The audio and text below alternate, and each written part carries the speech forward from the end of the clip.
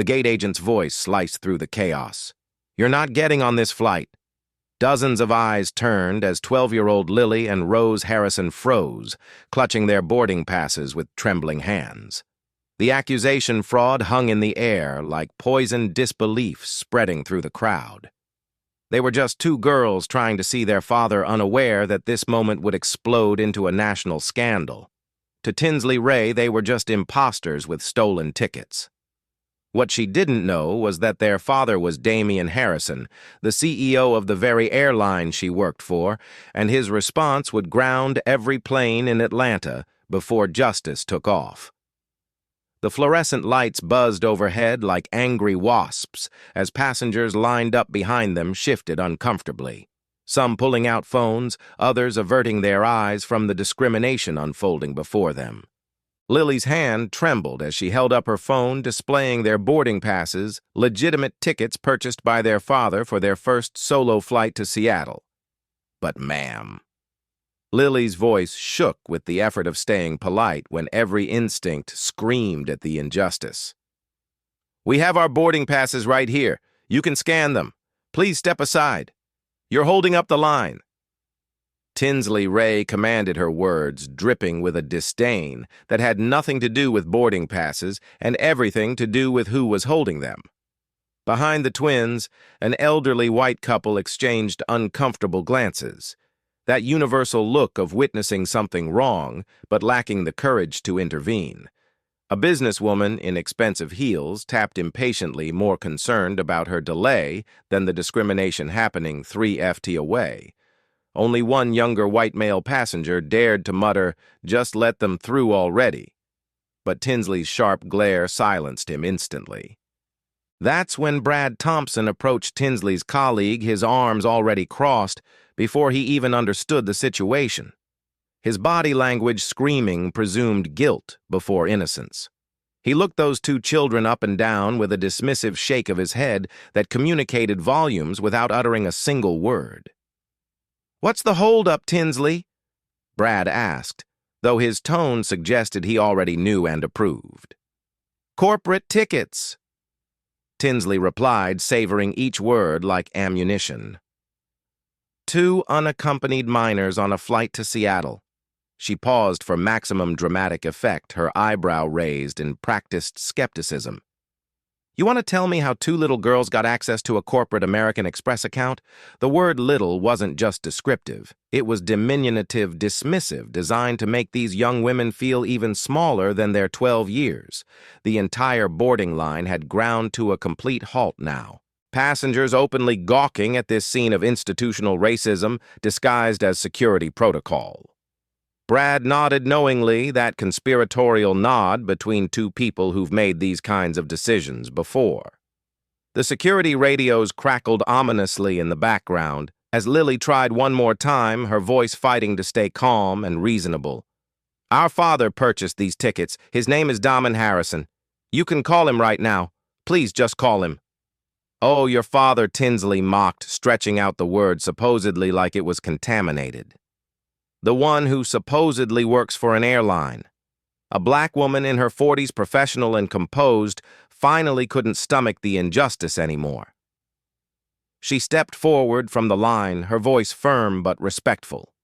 "Excuse me, but maybe there's been a mistake. These are children. Can't you just verify, ma'am, return to the line, or you won't be boarding either?" Tinsley cut her off with a kind of threat that had kept people silent through decades of discrimination. The woman hesitated, her face a battlefield of anger and helplessness. That familiar expression of someone who knows exactly what's happening but feels powerless to stop it. She stepped back, but her eyes remained locked on those girls, witnessing, remembering. Rose was crying now, really crying, her small body shaking as tears streamed down her face. "Please, our daddy is waiting for us. We just want to see our daddy." Her voice broke on that word, daddy, shattering like glass, the way only a child's voice can when they're scared and far from the parent who makes them feel safe. Tinsley and Brad exchanged that look, that silent communication between people who've already decided someone's guilt based on nothing more than the color of their skin. Tinsley reached for her radio with deliberate slowness, making sure the girls saw it coming, making sure they understood their powerlessness. "Security! To Gate 47. We need assistance with the situation. Possible fraud." The word fraud detonated through the gate area like a bomb. Passengers immediately pulled out their phones, some filming, some texting, all watching this discrimination unfold in real time.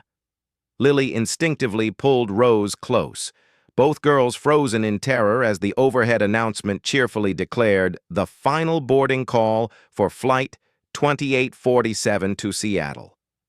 Their flight, the one they'd been counting down to for weeks, the one that would reunite them with their father. But to understand the full injustice of what was happening to Lily and Rose Harrison, we need to go back to the morning that had started with such pure joy and anticipation. After happily saying goodbye to their grandma Patricia, they made their way toward Gate 47, chattering about their Seattle plans. They passed other families, business people buried in phones, soldiers in uniform who made them think of their uncle. Everything felt normal, safe, exciting, the world opening up before them like a promise. They reached Gate 47 45 minutes before boarding, settling into seats near the window where they could watch planes take off and land. Lily started her Sudoku while Rose scrolled through TikTok, occasionally showing her sister funny videos.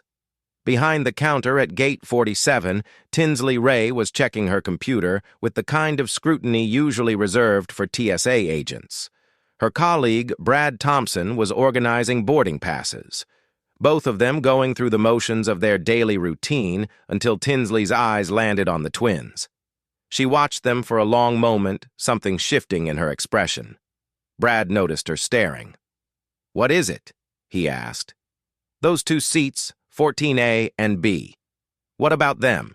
They're unaccompanied minors flying on corporate tickets." Brad shrugged. "So happens all the time.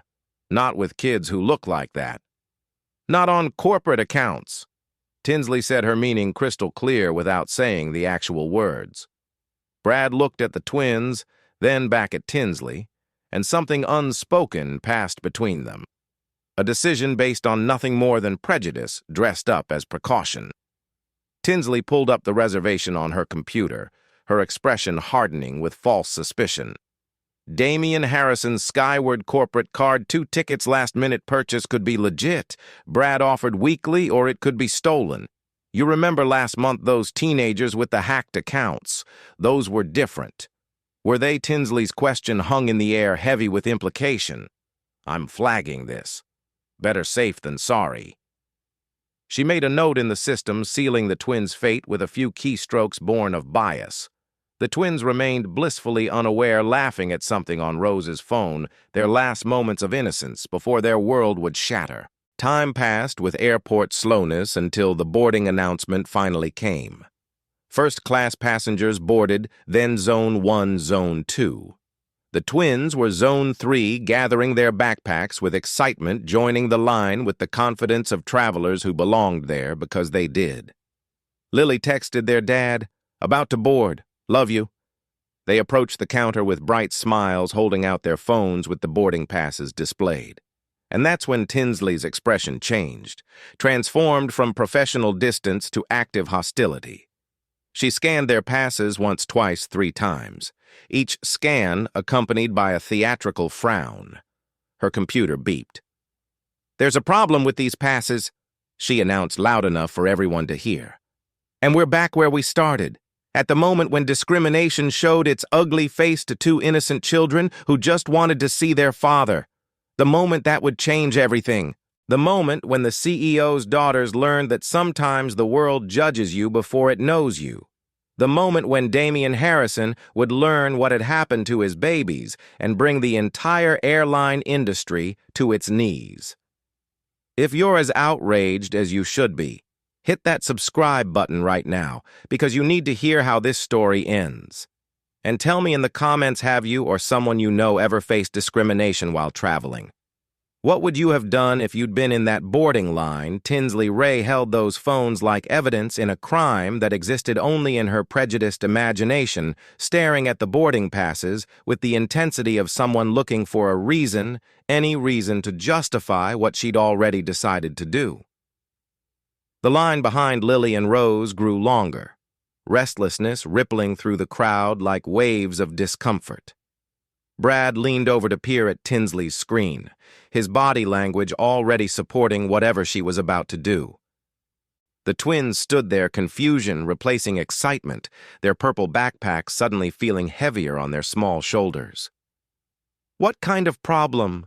Lily asked, her voice steady despite the earthquake happening in her chest. "Step aside, please," Tinsley commanded with the authority of someone who'd done this before. "Let me handle the other passengers first." "But we're Zone 3. It's our turn," Rose protested, her sense of fairness offended by this inexplicable delay. "Step aside." Tinsley bit off each word like she was spitting them at the girls. The twins moved to the side, the walk of shame watched by dozens of eyes, some sympathetic, others annoyed at the delay, most simply glad it wasn't them. Lily kept her hand on Rose's shoulder, a protective gesture their mother had taught them. Stay together. Stay strong, stay dignified, even when the world tries to strip your dignity away. "It's probably just a technical glitch," Lily whispered to her sister, but her voice betrayed the doubt creeping in like fog. "They'll fix it." 5 minutes passed like hours. 10 passengers boarded while the twins stood in limbo. Tinsley occasionally glanced at them while scanning other passes, her looks carrying the weight of accusation. Finally, the last Zone 3 passenger boarded, disappearing down the jet bridge to the plane that should have carried the twins to their father. Zone 4 was called, then Zone 5. The twins remained standing monuments to injustice that everyone could see, but no one would address. Lily approached the counter again, her 12-year-old dignity fighting against 12-year-old tears. "Ma'am, excuse me. Can we please board now? I'm still verifying your tickets," Tinsley replied without looking up the lie, as obvious as the discrimination. "But everyone in our zone already boarded because their tickets weren't flagged as suspicious." Tinsley finally looked up, her eyes cold as winter in Atlanta rarely was. The word suspicious hit the girls like physical blows. Rose's eyes widened with the shock of being accused of something she didn't even understand. Suspicious. "We didn't do anything wrong." Rose's voice cracked with indignation and fear. Brad stepped forward, playing his supporting role in this theater of injustice.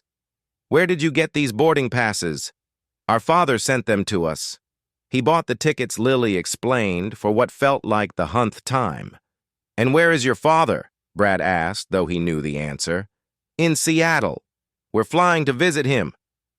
Tinsley and Brad exchanged another one of those looks, the kind that communicated entire racist assumptions without words. "So you're traveling alone with tickets purchased on a corporate account, and your supposed father isn't here to verify the purchase."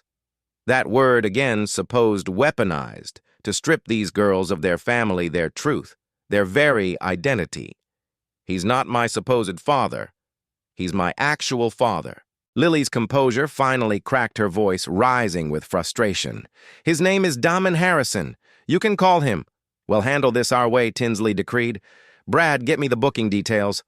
Brad typed with theatrical slowness, while the twins stood there, humiliation burning their cheeks as hot as summer asphalt. Other passengers were watching openly now, some with phones raised, recording this moment that would soon go viral for all the wrong reasons. The final boarding call for Flight 2847 echoed through the gate area, each word another nail in the coffin of the twins' hopes. Tinsley's computer screen showed the booking information, and she scrutinized every detail like she was decoding enemy intelligence. This was booked 3 days ago using a Skyward Airlines corporate American Express card, account holder Damon Harrison. "That's our dad." Lily practically shouted, hope flaring briefly. "How did two 12-year-old girls get access to a corporate credit card?" Tinsley asked, her tone suggesting she'd already decided on the answer. "We didn't get access to anything. Dad bought them for us." Rose's tears were flowing freely now, her voice thick with confusion and fear. Brad jumped in with fake concern. "Do you have any proof of that?" "Any documentation?" Lily fumbled with her phone, her fingers shaking as she pulled up their text messages. "I can show you our conversations with him. I can call him right now. Text messages can be faked." Tinsley dismissed with a wave of her hand. "And we're not letting you make any calls until we sort this out. You can't stop us from calling our father." Lily's voice rose with the kind of righteous anger that comes from knowing you're right in a world that's determined to make you wrong. "We can and we will if we suspect fraudulent activity," Tinsley replied with the calm of someone who held all the power and knew it.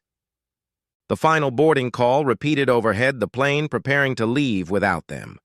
The twins' panic was rising like floodwater, threatening to drown them in this nightmare that had materialized from nowhere. Lily thrust her phone toward Tinsley.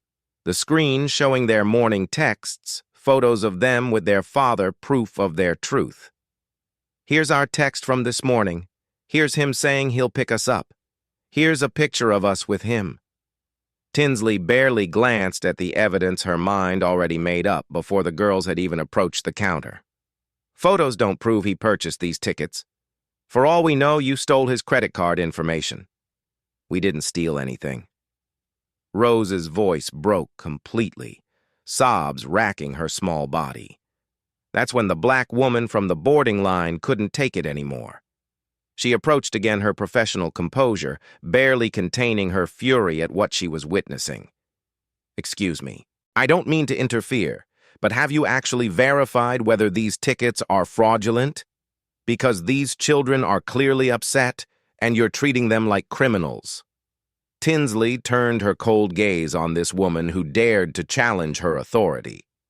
"Ma'am, this is airline business. Please board the aircraft or step away from the counter." "I'm not boarding until I see this resolved fairly."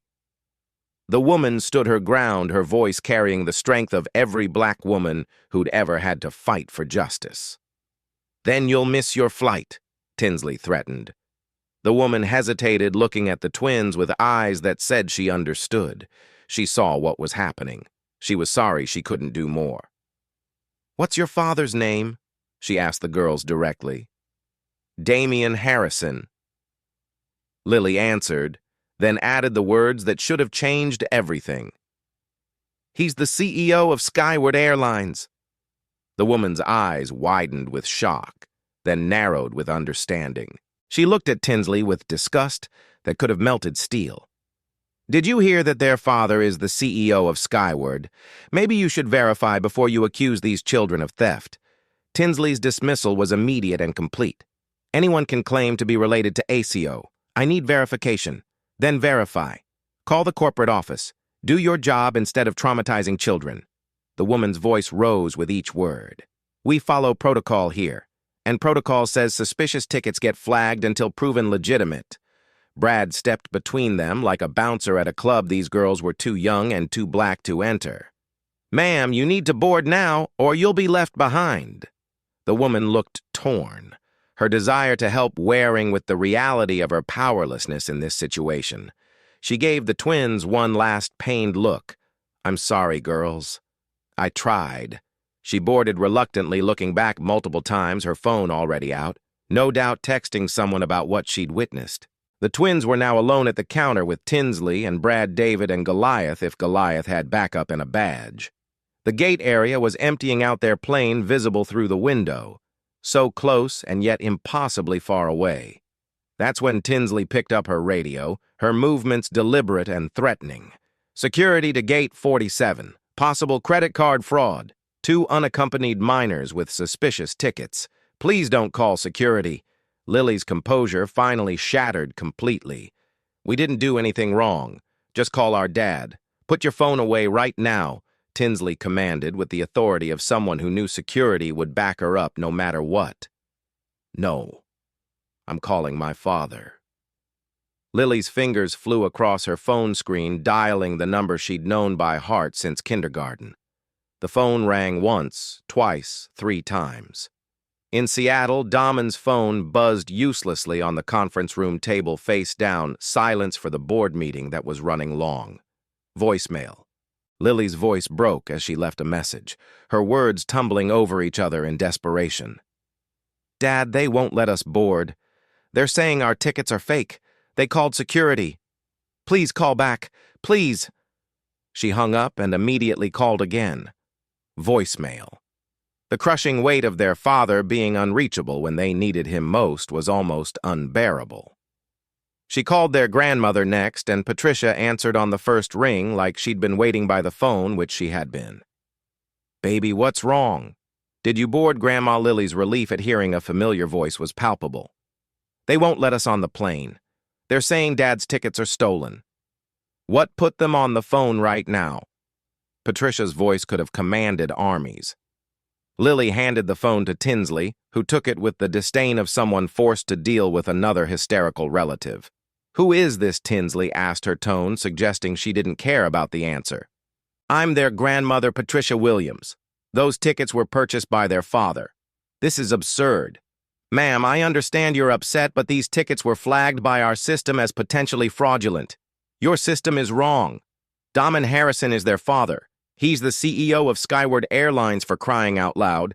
Anyone can claim that over the phone. We need in-person verification. He's in Seattle. That's where they're trying to fly to." Patricia's frustration was reaching a breaking point. "Then I suggest he come verify these tickets himself," Tinsley replied with bureaucratic cruelty. "That's insane. You're holding his children hostage because of a computer glitch. We're following safety protocol. Until we can verify these tickets, the girls aren't flying. I'm coming back to that airport right now. Don't you dare move them anywhere." Patricia's voice carried the threat of a grandmother protecting her cubs. "Security will handle this appropriately," Tinsley replied, unmoved by Patricia's fury. She handed the phone back to Lily, who could hear her grandmother crying and furious on the other end. "Baby, I'm turning around right now. I'll be there in 20 minutes. Don't go anywhere with anyone. Stay where you are." "Okay, Grandma," Lily whispered, her own tears flowing freely now. She hung up, and Rose clung to her sister like a life raft in a storm. That's when they saw them two security officers approaching with the measured walk of authority.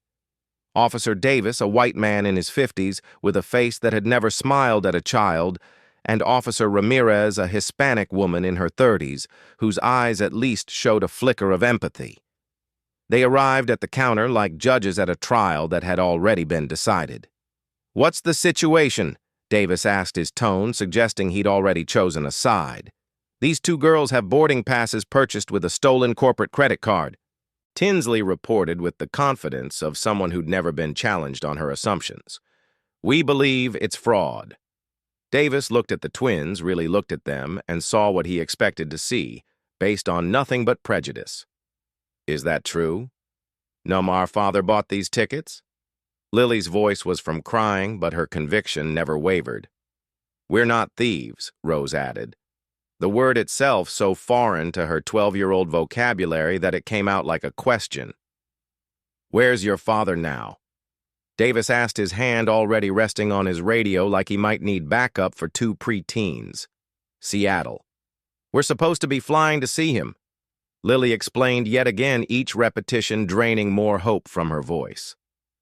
Officer Ramirez, sensing the genuine distress of children rather than criminals, knelt down to their level. "What's your father's name?" "Damian Harrison," Lily answered, then added with desperate hope. "He's the CEO of Skyward Airlines." Ramirez's eyebrows rose slightly. She looked at Davis, who dismissed it with a shake of his head that said he'd heard every lie in the book. "And he purchased these tickets?" Ramirez asked gently. "Yes, we can prove it. We have texts, pictures, everything." Rose pulled out her phone, hands shaking as she scrolled through photos of them with their father at his office at home at their mother's grave. Physical evidence of purchase. Davis interrupted, his tone making it clear that nothing these girls could show would satisfy him. "It's on our phones," Lily insisted. "That's not sufficient."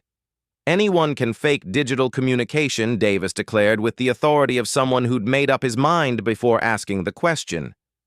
Ramirez stood, giving Davis a look that suggested she wasn't entirely comfortable with where this was heading. "Sir, maybe we should call the number on the tickets to verify. We follow protocol." Ramirez Davis cut her off. "These tickets are flagged. The girls need to come with us until we sort this out." The words hung in the air like a sentence being passed through the window. The twins could see their plane backing away from the gate, their dreams of seeing their father literally taxiing away without them. Come with you, where Lily asked her protective instincts for her sister overriding her own fear.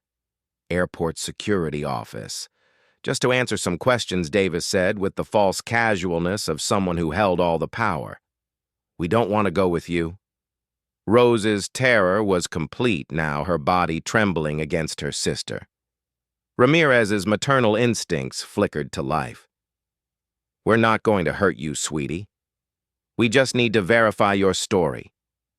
But what 12-year-old believes that when uniformed officers are taking them away? The twins clung to each other as they were escorted through the terminal. Every step, a walk of shame past hundreds of watching eyes. Passengers stared, some with sympathy, others with the assumption that if security was involved, these girls must have done something wrong. Their purple backpacks bounced against their shoulders as they walked, the same backpacks they'd packed with such joy that morning, now feeling like evidence in a crime they didn't commit. Lily held Rose's hand so tight, their knuckles went white, trying to be the big sister, even though she'd been born only 3 minutes earlier. They were led down a corridor, marked authorized personal only through a door that might as well have said, "Abandon hope, all ye who enter here." The hallway beyond was institutional gray, lit by fluorescent lights that hummed like angry wasps, the smell of burnt coffee and industrial disinfectant mixing into the perfume of bureaucratic indifference. The security office was a small room with a metal table and 4 plastic chairs that looked like they'd been specifically designed to be uncomfortable. The walls were bare except for official notices and a clock that would mark every excruciating minute of this nightmare. Officer Ramirez stayed with them while Davis stepped out to do whatever security officers do when they've already decided someone's guilty. She sat across from them, her face showing the conflict between following orders and following her conscience. "Girls, I know you're scared," she said softly, "but we just need to get this sorted out, okay? We're telling the truth," Lily insisted, her voice raw from repetition. "Our dad bought these tickets. I believe you believe that," Ramirez replied, which wasn't the same as believing them. "But we have to verify everything." Why, Rose asked with the pure confusion of a child who'd been raised to believe the system was fair. "Why don't you believe us?" Ramirez didn't have a good answer, because the truth that 2 black girls traveling alone on expensive tickets triggered assumptions that 2 white girls never would have faced wasn't something she could say out loud. "It's procedure," she finally offered weakly. "When tickets are flagged, we have to investigate." "Why were our tickets flagged?" Lily asked the question that cut to the heart of everything. "We didn't do anything to trigger any flags." "I don't know," Ramirez admitted, and for a moment her discomfort with this entire situation was visible. "That's what we're trying to figure out." Davis returned with a file folder sitting across from the twins with the demeanor of an interrogator rather than a public servant. He opened the folder with unnecessary drama, pulling out a form like he was about to read them their rights. "All right, let's start from the beginning. Your names." "Lily Harrison." Lily answered, her chin up despite everything, their mother's dignity living on in her daughter. "Rose Harrison." Rose whispered, her voice small but determined. "Ages 12. They answered in unison, their twin connections still strong even in crisis. "Your twins?" "Yes, sir." Lily responded with the politeness their grandmother had drilled into them, even when facing injustice. "And you live in Atlanta?" "Yes, sir, with our grandmother, Patricia Williams, and your parents." Davis asked, his tone suggesting he was looking for inconsistencies. The question hung heavy in the antiseptic air. Lily's voice dropped to barely above a whisper. "Our mother passed away 2 years ago." Our father lives in Seattle for work.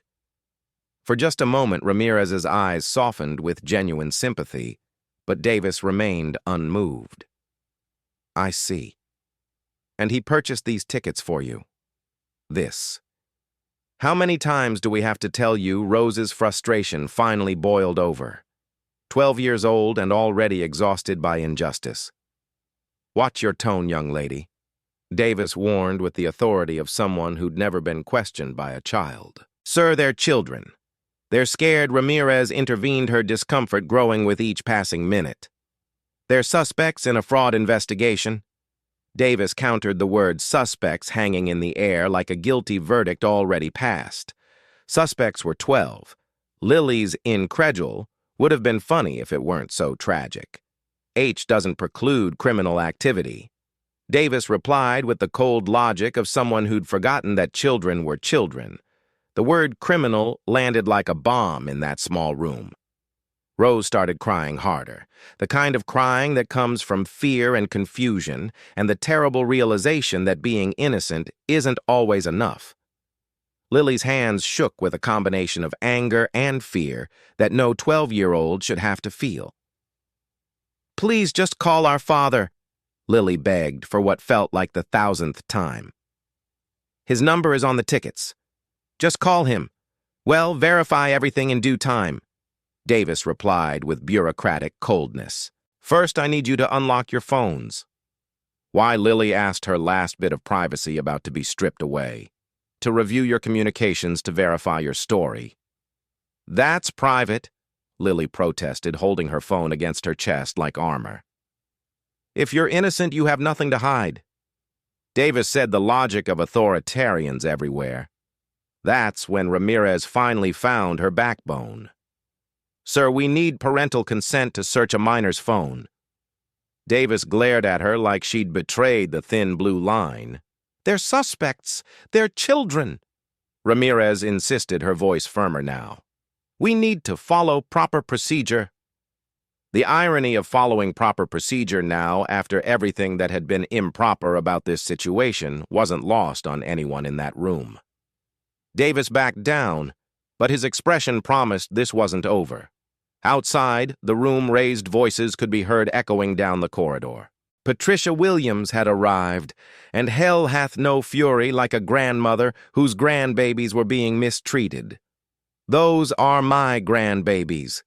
Where are they? Patricia's voice carried the authority of generations of black women who'd fought battles they shouldn't have had to fight. A security guard tried to stop her.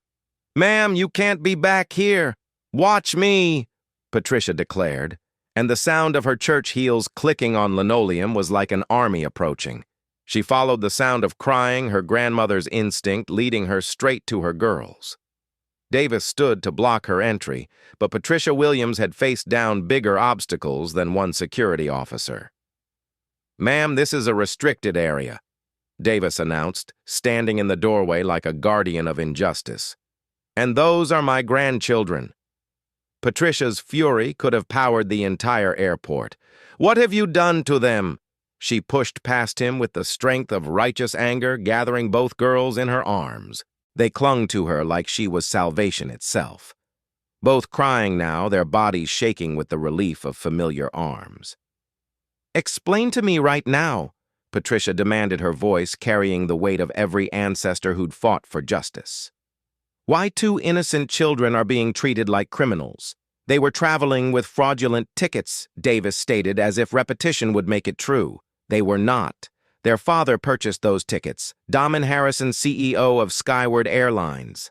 Patricia's voice rose with each word. How hard is that to verify we're following protocol? Davis started, but Patricia cut him off with the precision of a woman who'd heard enough excuses for a lifetime. Your protocol is traumatizing 2 children who just lost their mother. They were excited to see their father, and you've turned it into a nightmare. Ramirez stepped forward, trying to de-escalate. Ma'am, I understand you're upset. We're just trying to verify the tickets. Then pick up the phone and call him. Patricia's frustration was palpable. His number is right there on the reservation. "We will in due time," Davis replied with infuriating calm. "First, we need to complete our investigation." Investigation. Patricia's voice could have shattered glass. Their children with valid boarding passes. That's when the door opened and a supervisor entered. David Chin, 45. Asian American with the measured demeanor of someone who'd risen through the ranks by keeping his head down but hadn't forgotten his humanity in the process. "What's going on here?" Chen asked, his tone neutral but his eyes taking in everything. The crying children, the furious grandmother, the defensive officers. Possible fraud case. Davis reported like a soldier to his superior. 2 minors with corporate tickets they can't verify. Chen's eyebrow raised slightly at the phrasing. "Can't verify or haven't verified?" Sir Davis asked, not understanding the distinction. "Did you call the number on the reservation?" Chen asked with the patience of someone dealing with incompetence. "Not yet. We were questioning the suspects first." The 12-year-old suspects. Chen repeated his tone, making it clear what he thought of that classification. He looked at the twins, really looked at them. 2 scared children clinging to their grandmother, tears streaming down their faces, purple backpacks that had probably been picked out with such care for their first solo flight. Something in his expression shifted. "Let me see the tickets," he ordered. The paperwork was handed over, and Chin reviewed it with the attention to detail that had made him supervisor. His expression changed as he read, understanding dawning. "This is a Skyward corporate account registered to Damian Harrison." "That's what we've been saying," Patricia exclaimed with exhausted vindication. "And the girls claim he's their father." Chen asked, though his tone suggested he already believed it. "He is our father." Lily said her voice, but determined to be heard. Chen turned to his officers with barely concealed frustration. "Officer Davis, did you verify this claim? We were in the process." Davis started. "That's a no." Chin cut him off.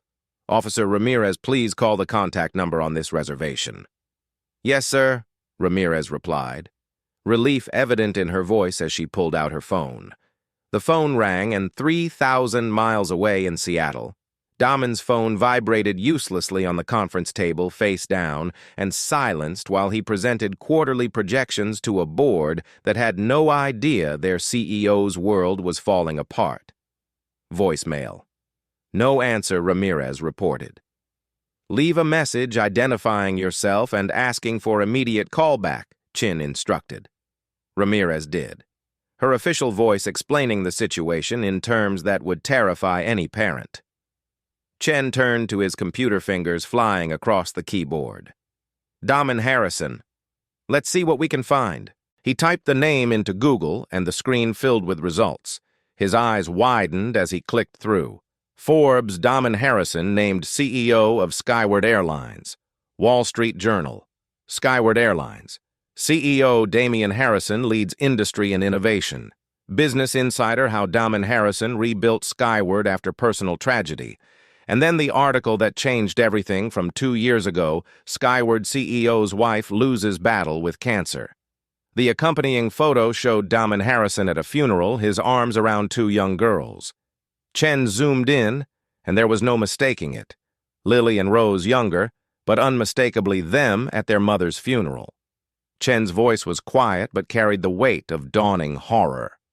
"Officer Davis, come look at this." Davis approached the screen, and the color drained from his face as he saw article after article, photo after photo, proof after proof that these girls were exactly who they said they were. "Still think these girls stole his credit card?" Chin asked, his voice deadly quiet. The silence in that room was deafening. This is already too much for any children to endure, but it's about to get worse before it gets better. If you want to see justice served, make sure you're subscribed with notifications on.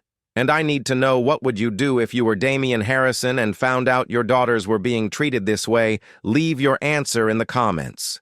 In Seattle, Damian Harrison's world was about to explode.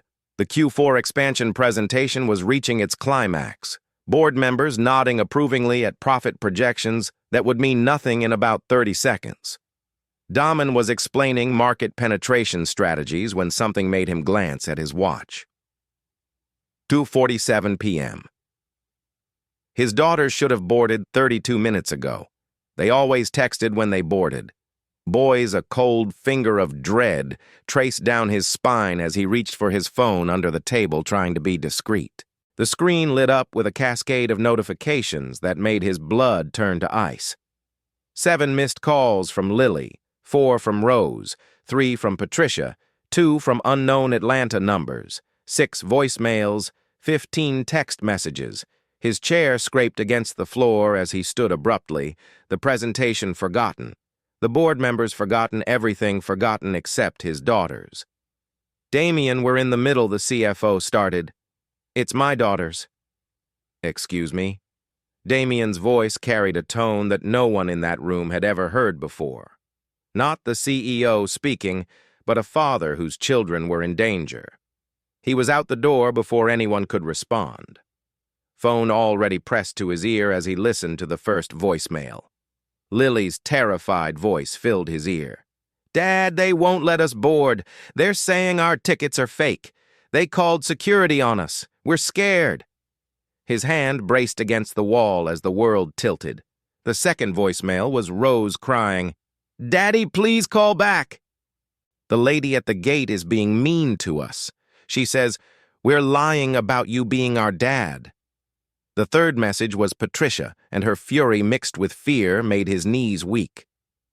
Damien, I don't know what's happening, but they've taken the girls somewhere. Security has them.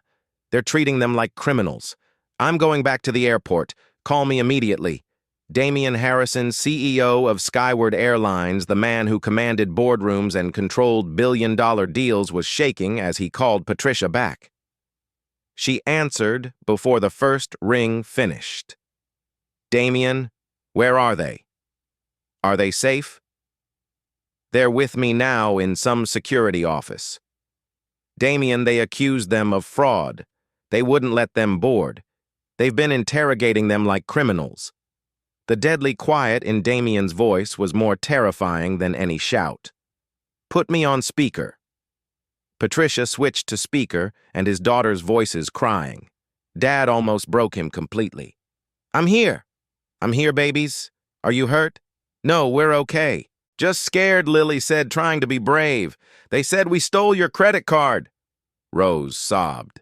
Damien closed his eyes, his jaw clenching so tight his teeth ached.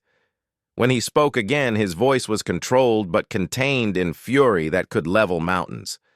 Patricia, who's in charge there, there's a supervisor, David Chin. He just got here. Put him on the phone now. Chen took the phone with the professional calm of someone who didn't yet realize his entire career was about to change. Mr. Harrison, Supervisor Chin, I'm going to speak very clearly so there's no misunderstanding. Those are my daughters. I purchased those tickets. They've been traumatized by your staff. I want the names of every single person involved in this. Mr. Harrison, I understand your frustration. No.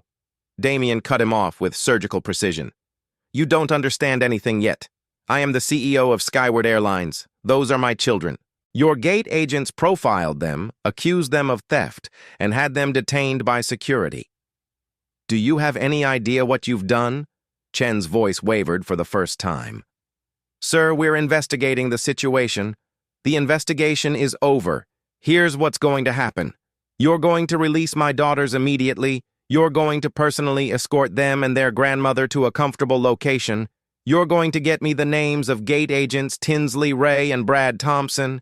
And then you're going to get me the airport director on the line. Sir, are my instructions unclear? Supervisor Chin. No, sir. Crystal clear. Put my daughter Lily on the phone. Lily's voice was small and scared. Dad, baby girl, listen to me. You and Rose did nothing wrong. Nothing. What happened to you was wrong, and I'm going to fix it. I need you to be strong for just a little bit longer. Can you do that? Yes, Dad. I'm getting on a plane right now. I'll be there as fast as humanly possible. You stay with Grandma. Don't let anyone separate you. If anyone gives you any more trouble, you call me immediately. Understood. I love you. I love you more than all the stars, baby. Put Rose on. Daddy. Rose's voice was thick with tears. Princess, I'm so sorry this happened. This is not your fault. The adults who did this were wrong. I'm coming to get you. You're flying here. I'm flying there right now. And Rose. Mr. Snuggles was a good choice to bring. Sometimes we need our friends when things get scary. Despite everything, Rose let out a watery giggle. Lily said I was too old for him. You're never too old for comfort. I love you, Princess. I love you too, Daddy. Damien had Patricia back on the line. Patricia, don't let them out of your sight. I don't care what anyone says. I won't. Damien, you should have seen how they treated them like criminals. Like they didn't belong there. I know it's going to be handled, I promise you that. Damien ended the call and immediately dialed Linda, his assistant. She answered with her usual professionalism until she heard his voice. Linda, I need the jet ready in 15 minutes. I'm flying to Atlanta immediately. Damien, what's wrong? My daughters were denied boarding and detained by security because gate agents didn't believe black girls could have a CEO father. I need you to do several things right now. First, call the chairman of the board and tell him I'm dealing with a discriminatory incident involving my children. Second, get me the direct lines for the Atlanta airport director, the head of gate operations for Skyward, and our legal department. Third, I want every Skyward flight at Atlanta held at the gate until I say otherwise. Every flight, every single flight. No Skyward plane leaves Atlanta until my daughters are safe and I have answers. Damien, I know exactly what it's going to do. Do it anyway. Linda's fingers were already flying across her keyboard. The jet will be ready. I'm sending the numbers to your phone now. Damien was already in the elevator heading down from the 52nd floor. His phone rang the airport director. Mr. Harrison, this is Director Walsh. I just heard. Director Walsh, 2 of your gate agents and your security team just traumatized my 12-year-old daughters because they couldn't believe black children could fly on corporate tickets. They were accused of fraud and theft, detained and interrogated. Tell me why I shouldn't hold a press conference in your airport in 3 hours, Mr. Harrison. I am mortified. This is completely unacceptable. I'm heading to the security office personally right now. You do that. And Director Walsh, I want Tinsley Ray and Brad Thompson's employment terminated immediately. Sir, there are procedures. There were procedures for verifying tickets, too. And they chose discrimination instead. Fire them, or I'll make sure everyone in America knows that Atlanta's airport profiles children. I'll handle it personally. Damien's next call was to his head of legal.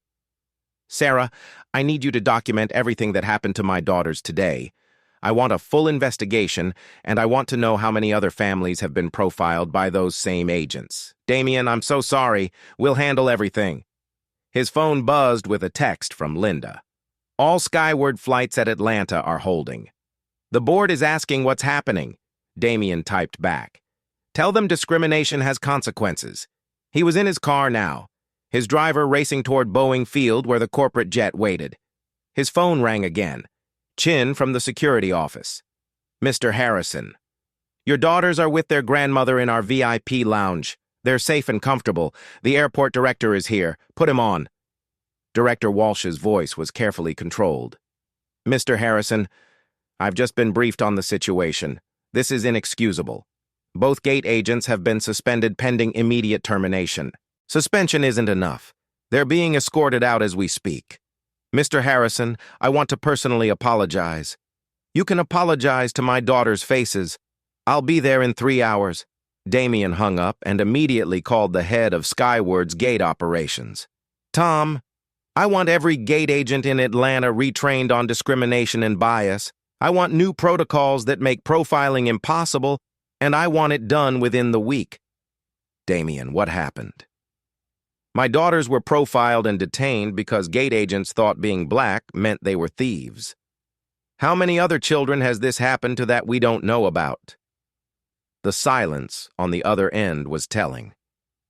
Find out, Damien ordered. I want a full audit of every disputed boarding in the last year. Look for patterns. He was at the airport now, striding toward his jet with the purpose of a man on a mission. The pilots were ready, the engines already warming up. As he boarded, his phone buzzed with a message from an unknown number. It was a video link from someone who'd been at the gate. Damien watched in horror as his daughters were confronted by Tinsley Ray, as they were made to step aside as other passengers boarded while they stood in shame. He could see Rose crying Lily, trying to be strong. His hands shook with rage. He forwarded the video to Sarah in legal and to 3 journalists he knew. The caption, "This is what happened to my 12-year-old daughters today at Atlanta Airport. They were profiled, accused of theft, and detained because they're black. I'm the CEO of Skyward Airlines, and this happened on our airline." Within minutes, his phone exploded with calls from media outlets. He ignored them all except one, a prominent black journalist he'd known for years. "Damien, I just saw the video. I'm so sorry. Run the story, Denise. Every detail. I want the world to know what happened today. You sure this is going to be huge? My daughters were treated like criminals for existing while black." "Yes, I'm sure." The jet was airborne now, cutting through the sky toward Atlanta. Damien opened his laptop and began typing an email to every Skyward employee. "Today, my 12-year-old daughters were denied boarding on a Skyward flight. They were accused of fraud, detained by security, and interrogated. Their crime being black children with corporate tickets. This happened on our airline by our gate agents. This is not who we are. This is not who we will be. Effective immediately, several changes will be implemented." He detailed new training requirements, new oversight measures, and new accountability standards. He ended with, "To those responsible for what happened today, you are terminated. To anyone else who thinks profiling children is acceptable, resign now. To my daughters who might read this someday, I'm sorry the world showed you its ugly face today. Daddy's going to fix it." He hit send. 16,000 employees would read it within the hour. His phone rang. The chairman of the board. "Damien, I just heard. The entire board stands behind you. Whatever you need. I need systemic change, Richard, not just at Skyward industry-wide. Then that's what we'll do. Damien, how are the girls?" For the first time since the started, Damien's voice cracked. "They're 12, Richard. They just wanted to see their dad." Back in Atlanta, the airport was in chaos. Every Skyward flight was holding at the gate. Passengers demanding answers. Social media exploded as the video went viral.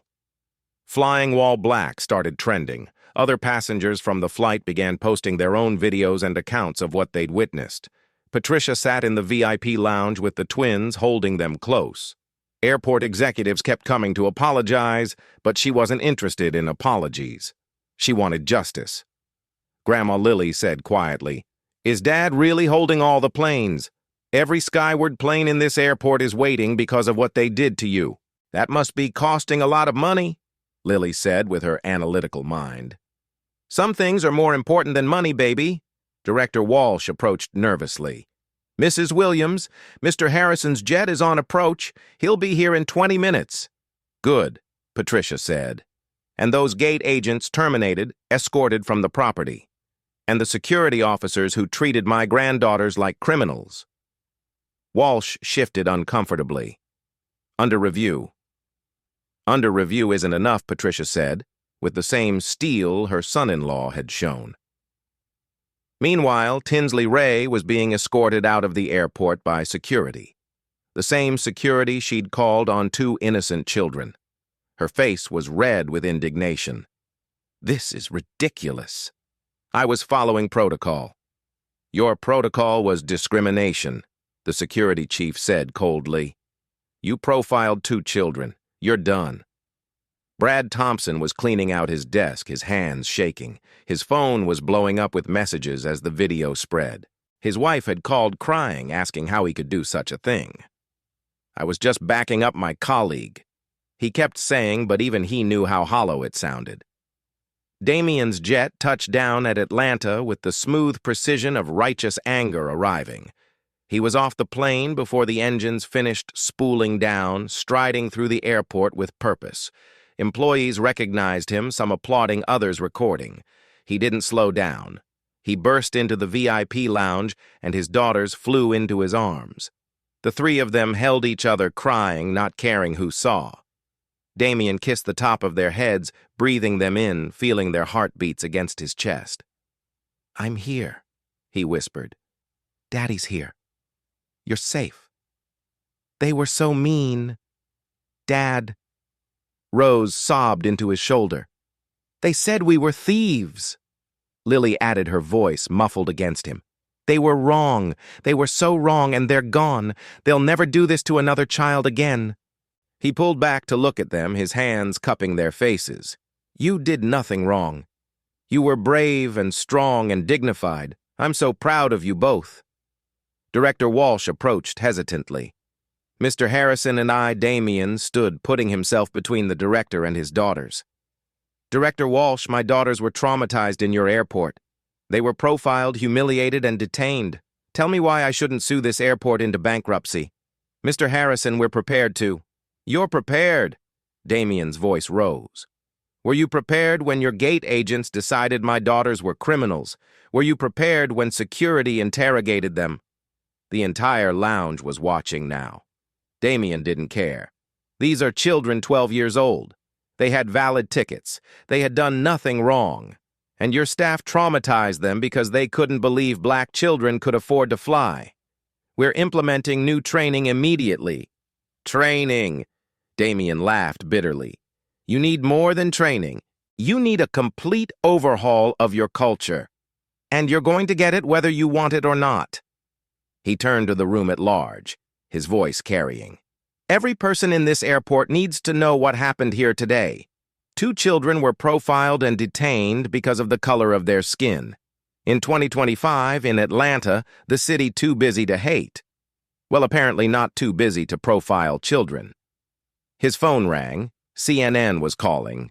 This time he answered, Mr. Harrison, we'd like to interview you about what happened today. I'll do you one better.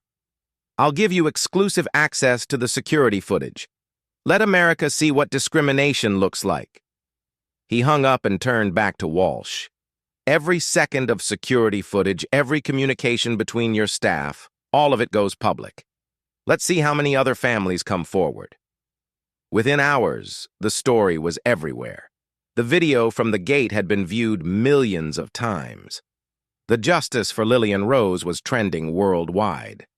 Other families began sharing their own stories of discrimination while flying. And that's the real power of standing up to injustice.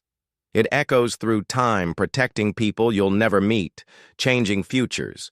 You'll never see, creating a world where eventually, hopefully, stories like this become history rather than headlines. The Harrison twins had ensured their story would be remembered. More importantly, they'd ensured it would never need to be repeated. If this story moved you, if it made you angry, if it made you think, then share it. Subscribe to make sure stories like this are told, and ask yourself, what injustice in your life are you accepting that you could be changing? What would Lily and Rose do? Leave your thoughts in the comments. And remember, change starts with refusing to accept that wrong is normal. Stand up, speak out, change the world.